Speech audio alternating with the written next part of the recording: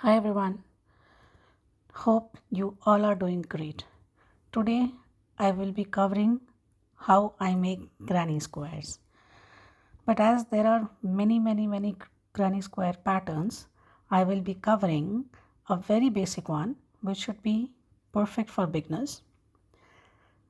This pattern is very typical granny square design, but everybody has a preference in terms of how they are changing colors and making corners. I will be covering how I make it, but I suggest that you try making and see what works best for you. Now, granny squares are very versatile in terms of how you can use them. I know people who make granny squares and keep them handy in case needed in future. I am not one of those. I make what I need and when I need. You can make blankets, cushions, coasters, table runners, various variables with these basic squares. I'm planning to make a series where I'll be covering the basic shapes so it can be good basics to build on top. This would be my first shape tutorial. So if you want to learn more shapes, please subscribe so that you don't miss it. To start, I loop the yarn around my four fingers and cross it on top, making a X shape. Now I take my hook, insert into the loop and bring in my working yarn out and I pull it tight. Now I have one loop on my hook and I have a long tail. People uh, advise that you leave a long tail like 6 inches or so that you can weave it at the end without any problems. To start, we will make 4 chains. Now to make chain, you take your working yarn, wrap around your hook. Using the hook, you can pull this yarn from the loop you already have on your hook. So if you pull it, it would come out of the loop and just like that you have made one chain. Again, you can loop the yarn, pull it from your existing loop on the hook, and this is how you make a chain. We will make 4 chains and then join it at the beginning so that we make a small circle. To make a circle, you do a slip stitch in the first chain.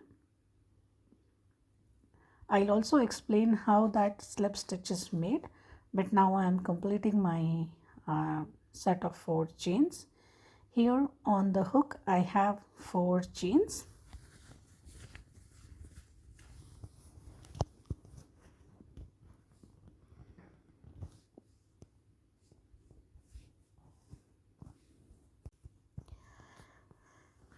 Now to make the circle, I'll take my first chain. You will see there are 3 yarn you can see in the chain. I insert in the first yarn, I wrap my yarn, I'll pull out from the chain and pull through again through my loop on the hook.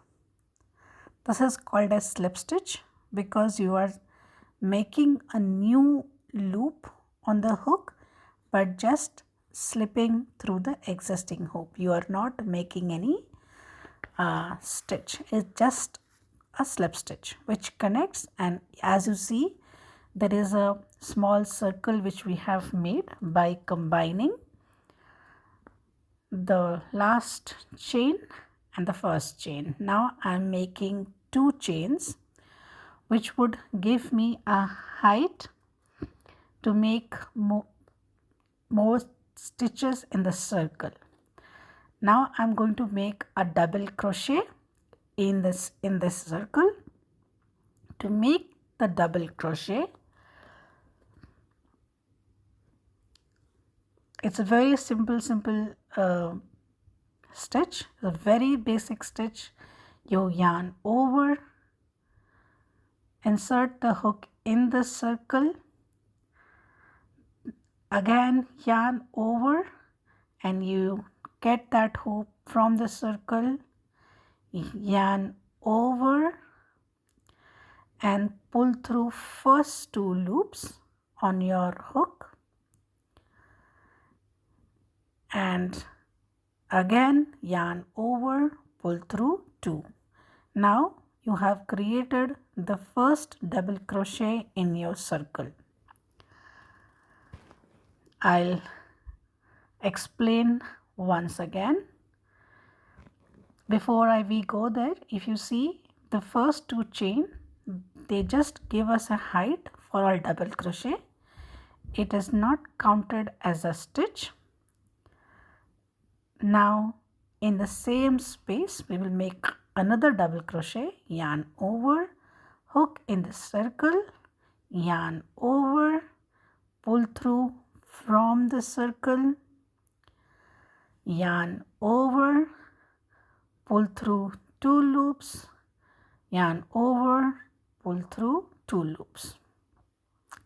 Like this, we will make group of 3 double crochets in this small circle. We will make 4 groups of 3 double crochet. For corners, we'll be making 2 chains. So now if you see, we have made 3 double crochets already. The first 2 chain doesn't count as a stitch. So now we will make 2 chains which would make a corner. So here I am making 2 chains. Chain 1, chain 2. Now I'll make 3 double crochets in the circle. As it is a square, we will make 4 corners. So 4 corners, and for each side 3 double crochets. So that makes 12 double crochets and 8 chains. So here I am making, and here if you see, I am carrying my tail in the circle so that it gets secured with the circle. Ideally at the end I will be weaving it in, but as I am weaving as I go, I don't really need to. I can just simply knot or just weave little bit and I'll be done. Chain 2. Now I'm making my 3rd group of double crochet here, and at the end I'll show you how my first row looks like. We will talk when we finish the row towards the end.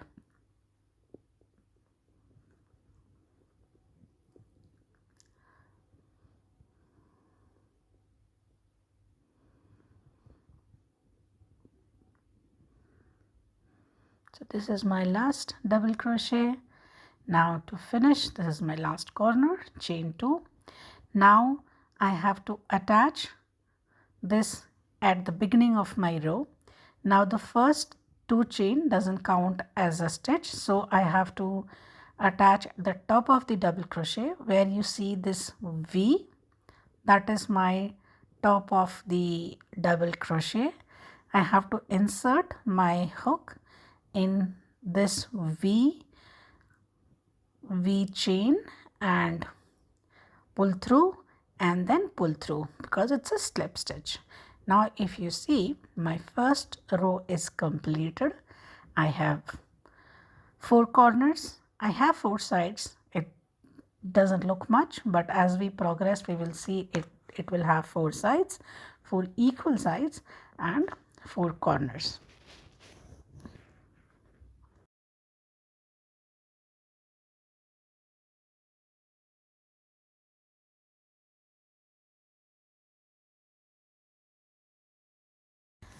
I don't like beginning my next row at the end of the corner, so I'm just slip stitching to the next corner.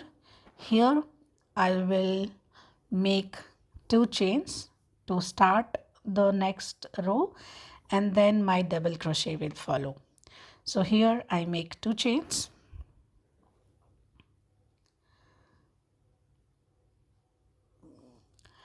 and then 3 double crochet in the same corner space, then 2 chains, and then 3 double crochet in the same corner space.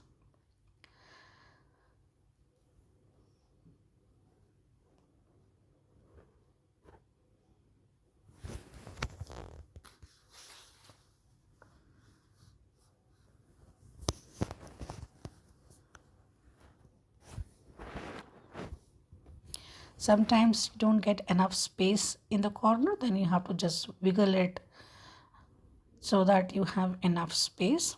Now I have finished once I finish my corner, I'll show how it looks and how the corner should look like to make sure you are getting the required shape. So here I've made a corner on top of the existing corner. Now I will directly jump to next corner to make my next corner pattern. In some patterns you will see that you make a chain and then go to next corner space, but I don't do that. I directly go to next corner space because my stitches are a little loose. So if I make a chain, then it becomes a big space. So I don't use that. You can do if it's too tight for you. So now I'm making the next corner space, and the corner space is again 3 double crochet, chain 2 and 3 double crochet. Once I finish this corner space, I'll show you how it looks like. Ideally you should have one side fully done with 2 corners. Here you see I have 2 corners and 1 side done. In the side which is complete, if you see there is a space in between, and that's the space which grows. You make a new set of 3 not granny square but sort of 3 double crochet in that space, and every row you have this one space extra in the middle between the corners, and that's how your shape increases. That's how your shape grows. Now I will for me I'm changing the color, so I will finish my row here. To finish my row, I'm going to slip stitch in the first double crochet of this row, not 2 chains but the top of the double crochet of this row. So again we'll have to look for that top V in the stitch, and that's where we will insert and make our slip stitch. Slip stitch is nothing but you make a new loop and you slip it across. So you slip it from the top of double crochet and you slip from your existing loop. And I'll make a chain 1 to just secure it, cut my yarn, pull the entire yarn out, and if you see my shape has already started. If you don't want to change your color, you can continue and the shape will increase. It will keep on growing and you will have your square. For me, I want to make multicolor granny square, and I also want to show how I change my color. I don't add my new thread in corner because it gives a weird shape in the corner. Not And if you keep on adding in every corner, then your one side of your corner gets stretched out. So I will add my color in the center of the row. That is the one space between your two corners.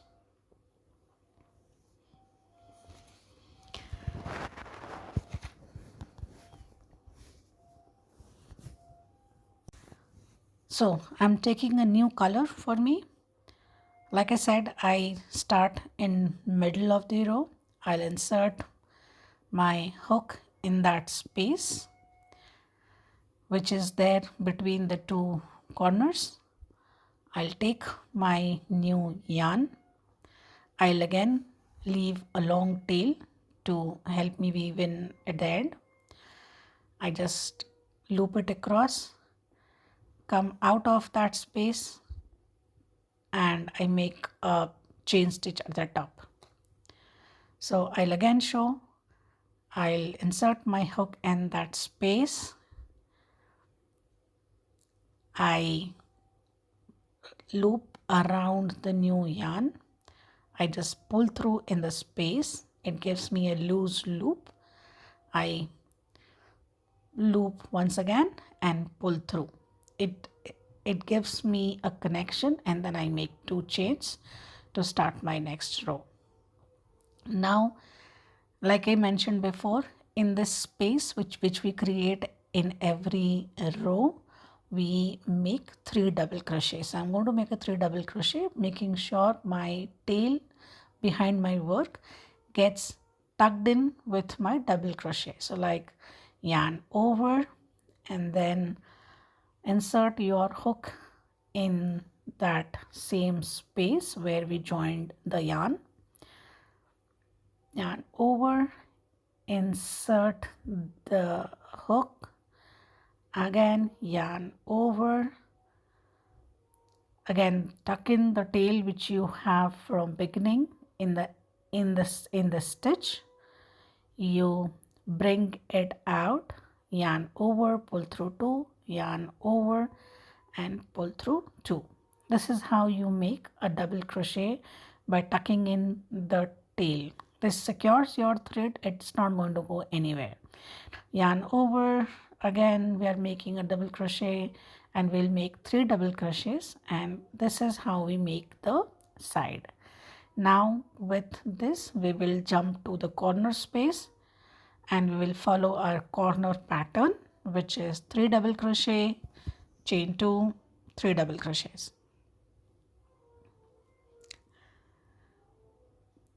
Now once I finish this, I'll go to the next space on the side and I'll make my 3 double crochets. So that's how that's the pattern. So you make the corner pattern, and then every space you have in the side you make 3 double crochets, and if it's, you can make more chains, less chains, depending on how your shape is taking place. Now I'll make this pattern. I'll add one more color and I'll show you how my square looks at the end. I'm making a 5-row square with 3 colors. So let me complete this and show you how it looks like.